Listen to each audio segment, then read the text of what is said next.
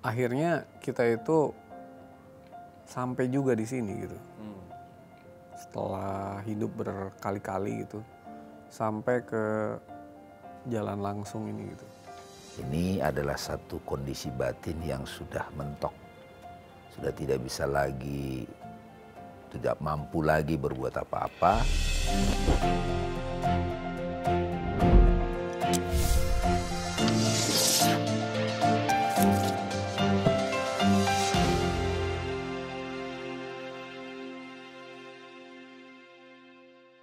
Assalamualaikum, selamat datang di Tiga Fakir. Nggak tahu apa-apa, nggak bisa apa-apa, dan bukan siapa-siapa. Masih bersama saya Abu, Sony, Dame. Oke, masih di perjalanan panjang tentang sholat. Nih kayak nggak habis-habis ya bahasan sholat nih, luar biasa ya.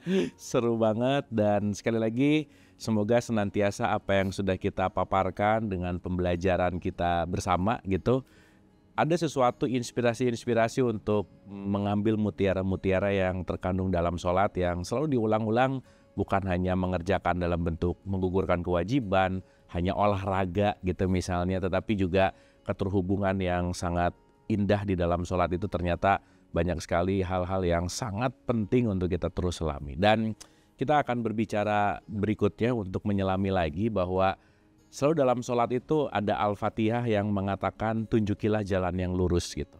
Jalan yang lurus itu seperti apa dan kenapa itu diulang-ulang? Setiap sholat adalah jalan yang lurus, seakan-akan ini adalah kedinamisan tanpa henti yang dimana kita terus-menerus berusaha untuk menuju kepada jalan yang lurus itu. Apa sih jalan yang lurus itu? Kita langsung aja. Pak Sony, silakan. Terima kasih Kang Abu, Bang Dame. Jadi ketika kita sholat ya, bacaan yang wajib itu kan membaca surat Al-Fatihah. Ya.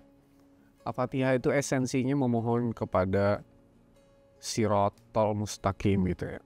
Sirotol Mustaqim sering diterjemahkan sebagai jalan yang lurus gitu ya. Padahal kalau buat saya itu pemaknaannya belum terlalu tepat gitu ya. Jadi tapi kalau kita bicara jalan, saya ulang lagi ya sedikit ya, bahwa di dalam Al-Quran kita tuh diminta untuk mencari jalan untuk kembali kepada Tuhan, pada Allah gitu ya. Nah di Quran tuh ada 7 macam jalan kan ya. Pertama adalah syariat gitu. Syariat itu adalah ritual. Jadi ritual itu juga jalan untuk kita kembali kepada Allah gitu ya. Itu ada di misalnya di surat 22 ayat 67 gitu ya. Lalu kemudian selain ritual, kita diciptakan Allah untuk berbeda-beda syariat kan ya, tidak berbantah-bantahan.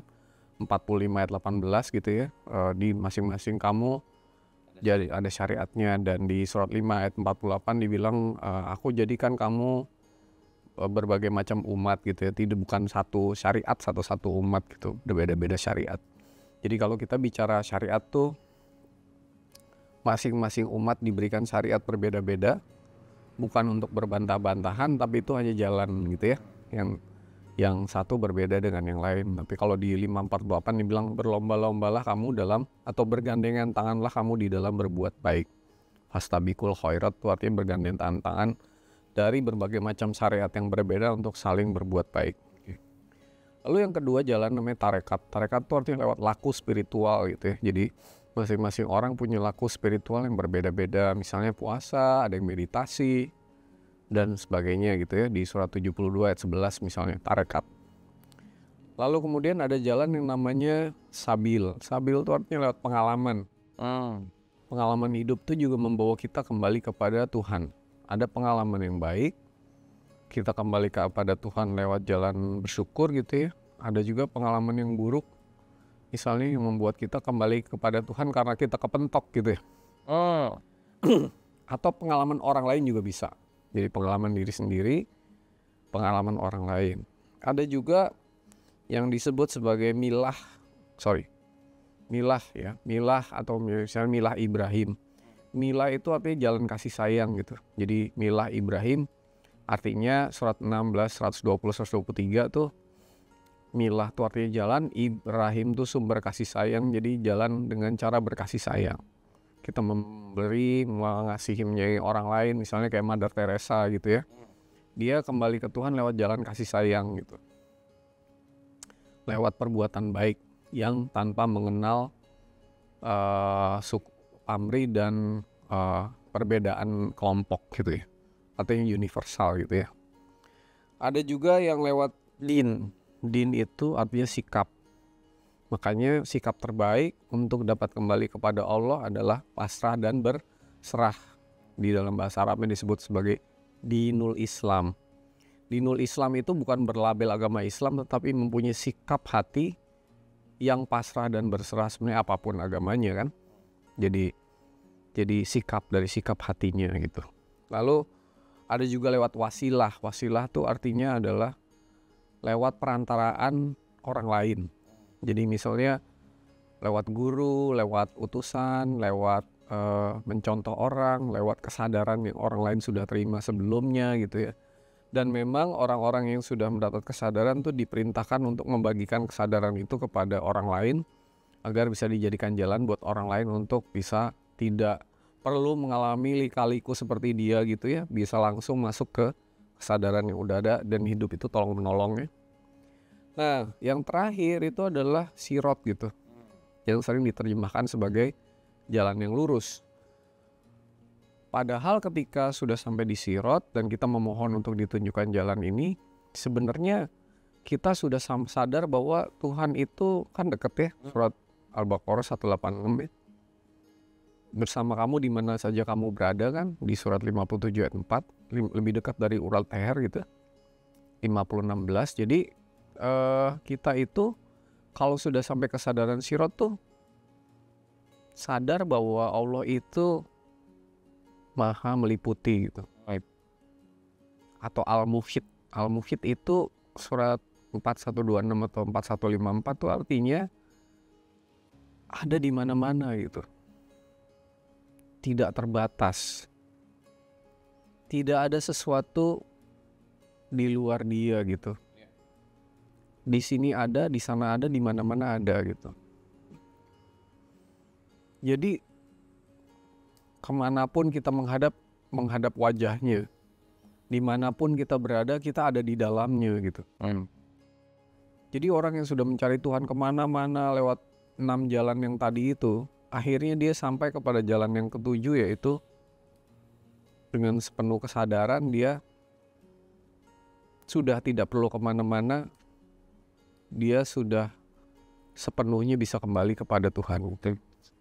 Karena kembali kepada Tuhan itu bukan ke suatu tempat tertentu, bertemu dengan sosok tertentu, tetapi ke sesuatu yang ada di mana-mana dan tidak serupa dengan apapun gitu. Laisa kamli syai'un 42 ayat 11 gitu.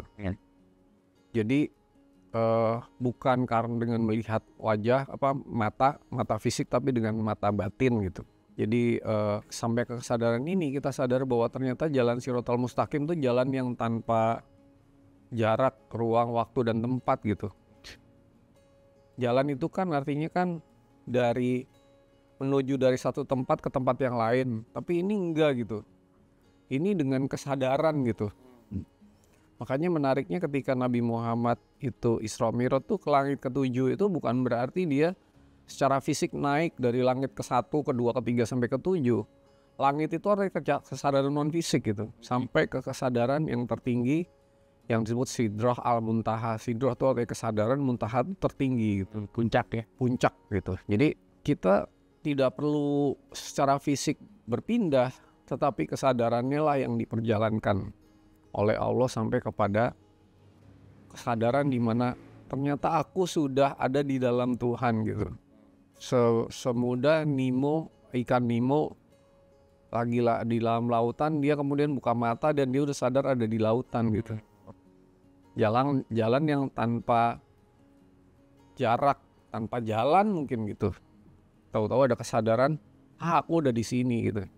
Dan ternyata spiritual itu setelah kita lewat perjalanan di keluar yang berliku-liku, taunya sangat mudah gitu. Karena kita semua udah ada di dalam Tuhan gitu. Karena ini bukan masalah jarak, ini masalah hubungan gitu. Jadi orang boleh dekat jaraknya, tapi kalau hubungannya jauh dia merasa terpisah gitu. Kita boleh berada di dalam Tuhan, tapi kalau hubungan kita tidak terjadi gitu, tidak sholat, maka kita merasa jauh gitu. Suami istri bisa tidur satu ranjang tapi bisa satu sama lain nggak ngobrol dan saling berantem gitu. Iya. Jadi kita udah ada di dalam Tuhan, tapi apakah hubungan kita dengan Tuhan itu sudah terjadi dan lembur gitu. Jalan yang tanpa jalan yang tanpa jarak itu terjadi ketika kita udah udah capek lah, udah berakhir untuk mencari Tuhan keluar, akhirnya kita merasa bahwa ternyata aku udah di dalam Dia. Itulah yang disebut Shiratal Mustaqim gitu. Jadi mungkin bukan jalan yang lurus tapi kesadaran yang langsung gitu. Saking jalannya itu luas besar dan udah ada di sini, jadi mau kemana lagi gitu. Ya gitu. Jadi nggak bisa dideskripsikan. Ternyata aku udah nyampe gitu. Sebelum bergerak tuh udah nyampe gitu.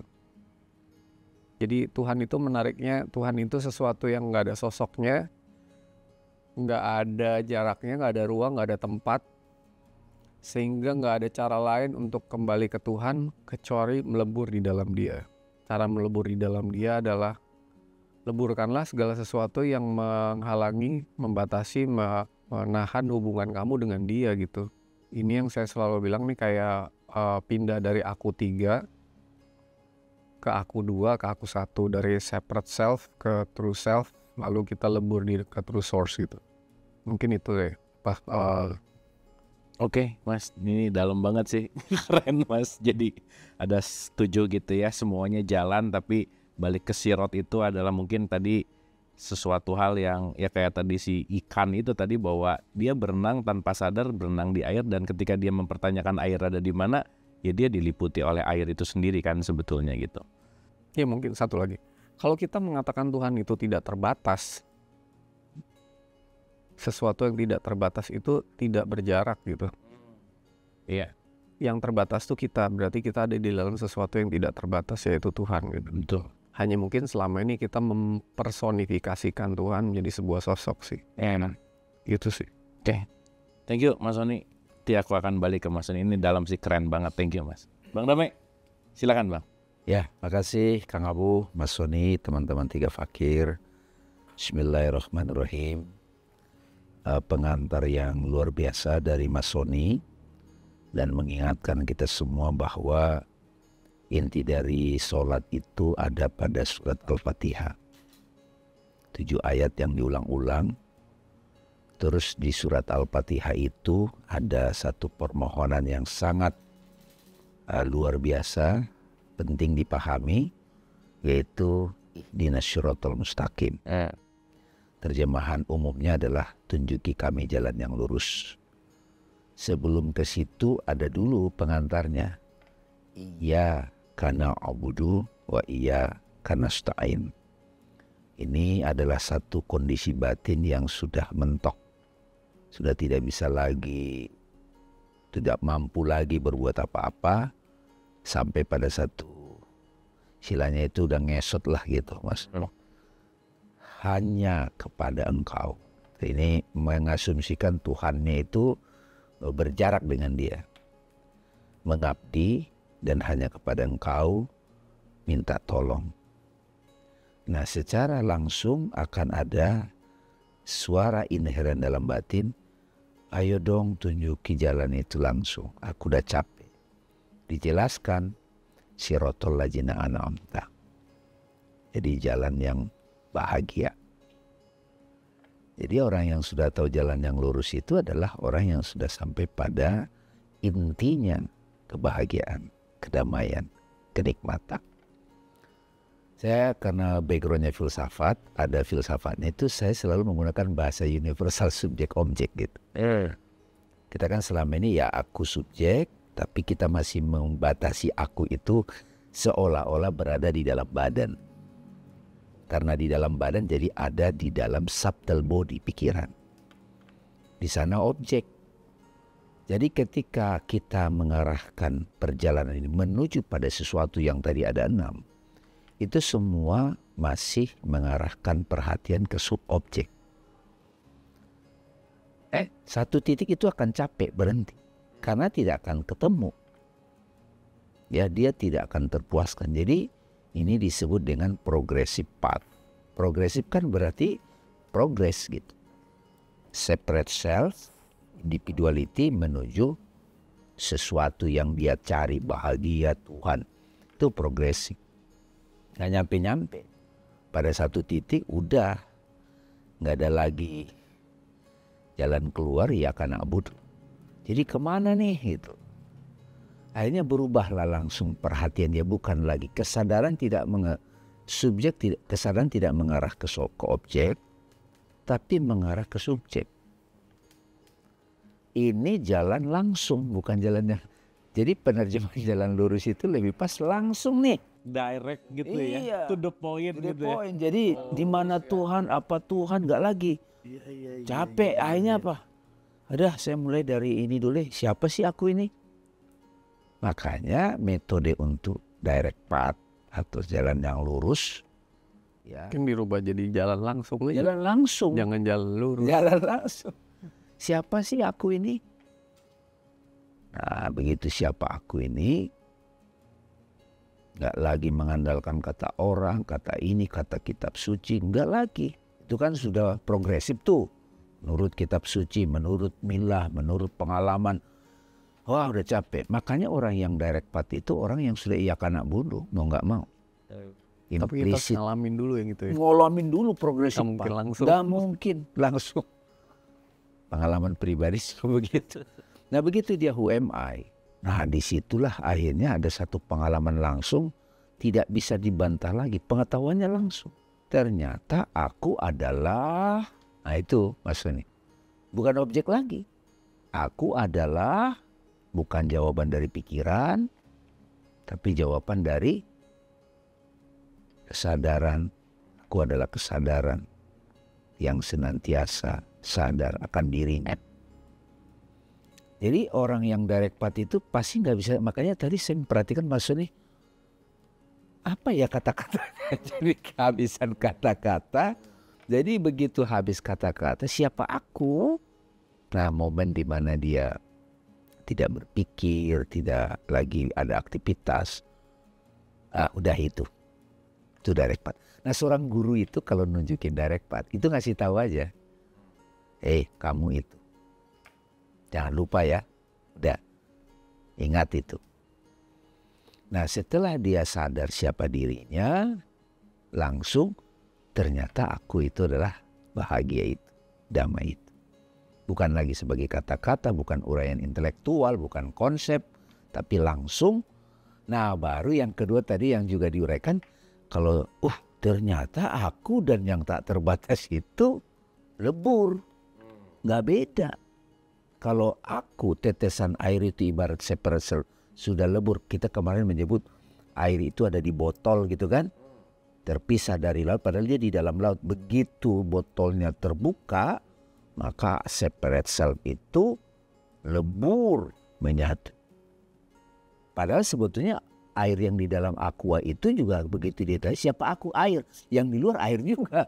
Cuman karena dia terbatasi oleh botol itu, dia tetap menganggap dirinya terpisah. Inilah kerja pikiran. Begitu dia tahu esensi dirinya adalah air, dan ternyata air yang di dalam botol begitu lebur dengan yang laut, nggak ada beda. Ketika aku mencari diriku, aku menemukan Tuhan. Ketika aku mencari Tuhan, aku menemukan diri. Jadi siapa aku itu? Jadi bertanya siapa aku itu adalah direct path. Nah, kalau sudah tetesan separate self itu sudah melebur, ya pathless path.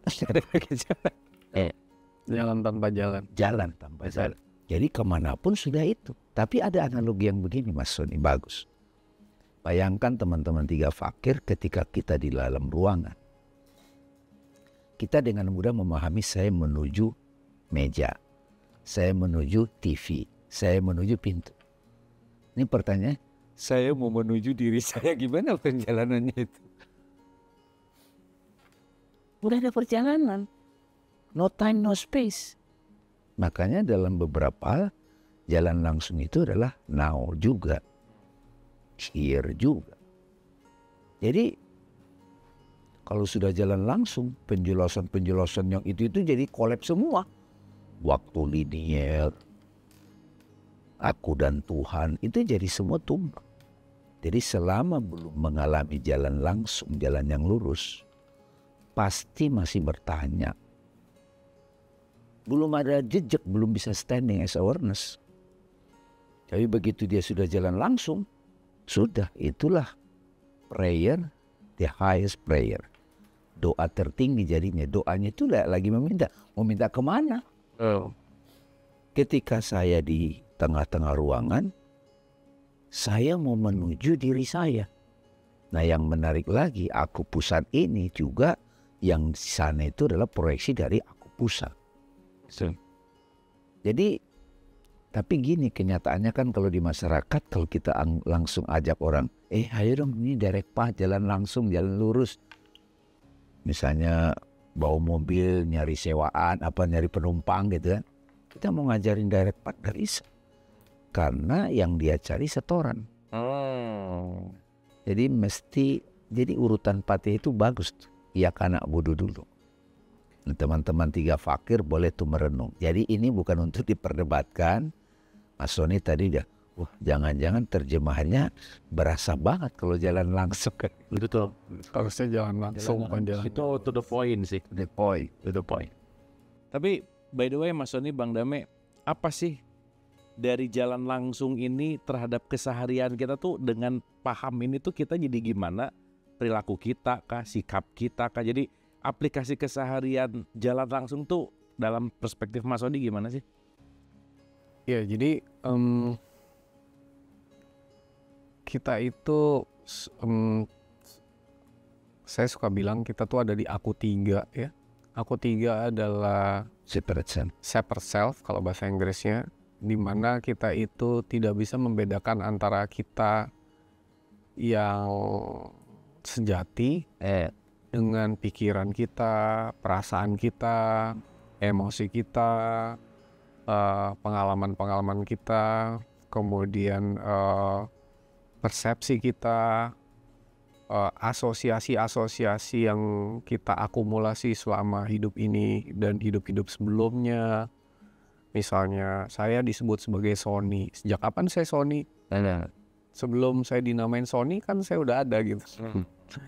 Saya lapar. Sebelum saya lapar aku udah ada gitu. Sebelum aku lahir aku udah ada gitu. Saya merasa sedih. Sebelum peristiwa saya merasa sedih, saya udah ada gitu. Nah terus itu semua disadari terus. Sehingga semua yang membentuk kita itu kita let go satu persatu gitu Kang Abu. Oke. Kita lepasin satu persatu. Makanya saya suka bilang itu ada 4D itu kan. Di distance, membuat jarak antara apa-apa yang bukan kita dengan kita yang sejati itu. Kemudian disassociate, melepaskan semua asosiasi-asosiasi tadi itu yang membentuk apa yang kita persepsikan sebagai kita itu ya. Kemudian disconnect, melepas, memutuskan semua. Lalu terakhir adalah detach gitu, melepas kemelekatan kita. Jadi kalau misalnya kita lagi ngelepas itu susah, itu namanya kemelekatan gitu. Lepasin satu persatu sampai di ini harus lewat awal-awalnya sih meditasi gitu ya. Sampai bener-bener kita tuh kembali ya, makanya kembali ke fitrah namanya. Kembali ke saya yang tanpa semua itu gitu. Ternyata di dalam saya yang tanpa semua itu, aku Bang namanya suka bilang aku, saya juga bilang aku ya, aku 3, menuju ke aku 2 itu, aku menemukan aku yang memiliki sifat-sifat natural atau fitrah yang damai gitu, yang tenang, yang blissful, bahagia gitu ya, yang selalu bersyukur gitu ya, yang selalu memuji Tuhan, yang selalu terhubung kepada Tuhan dan punya kecerdasan di luar pikiran gitu ya, disebut intuisi. yang selalu bisa memahami hidup ini sebagai sebuah pesan gitu, yang bisa hidup sesuai dengan kehendak Tuhan gitu, yang bisa secara alaminya saya terhubung terus-menerus atau sholat dengan Tuhan gitu. Ternyata segala sesuatu yang saya ciptakan, saya create setiap hari tuh justru menjauhkan saya dari sifat-sifat alami ini gitu.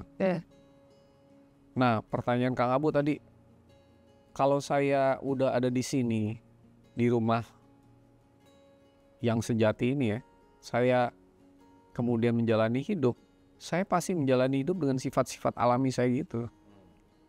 Jadi saya ngadepin semua tuh tenang, damai, bahagia, tanpa kalaupun saya mengalami sesuatu tuh nggak membuat saya jadi lebih bahagia gitu, karena bahagia saya tuh udah abundant gitu, udah permanen gitu. Damai saya juga udah saya alamin terus gitu, nggak akan mempengaruhi gitu.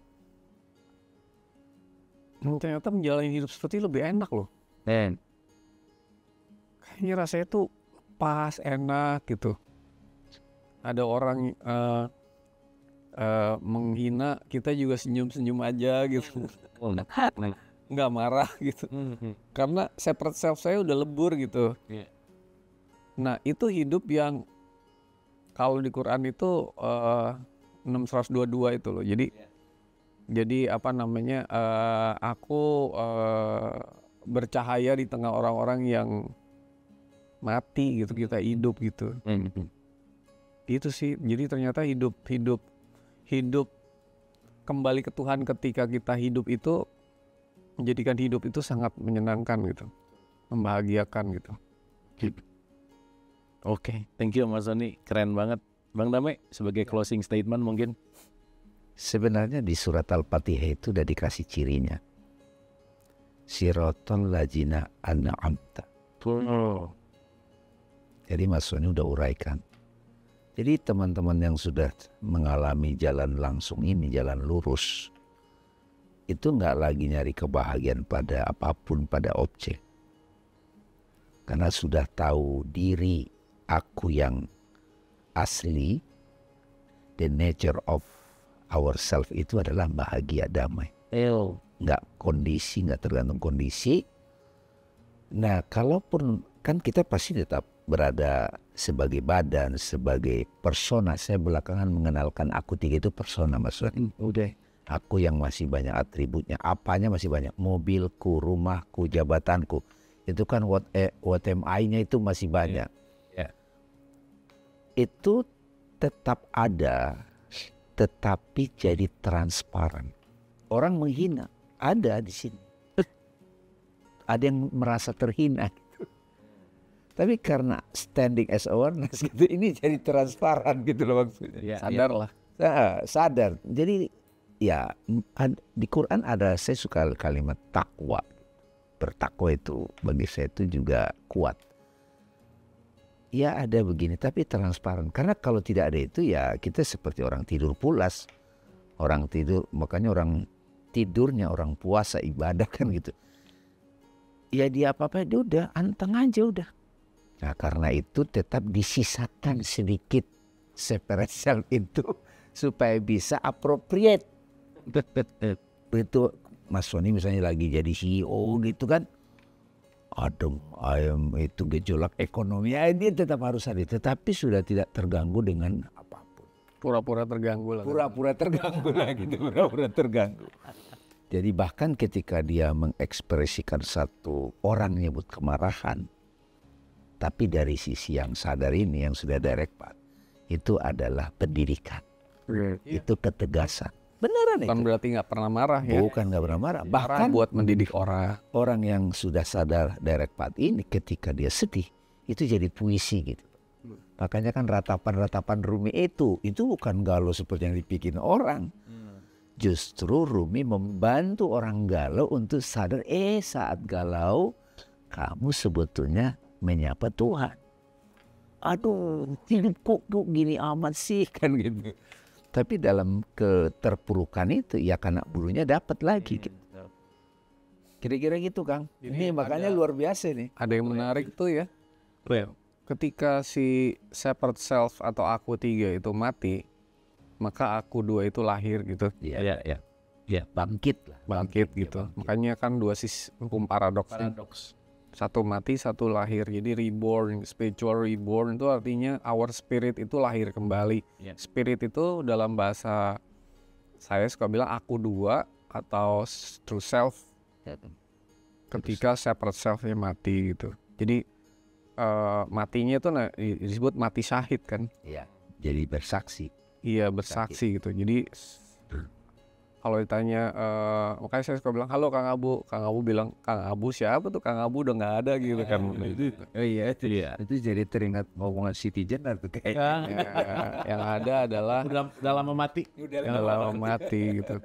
Itu coba Kang Abu buka surat 6 122 itu. Iya, itu keren sih.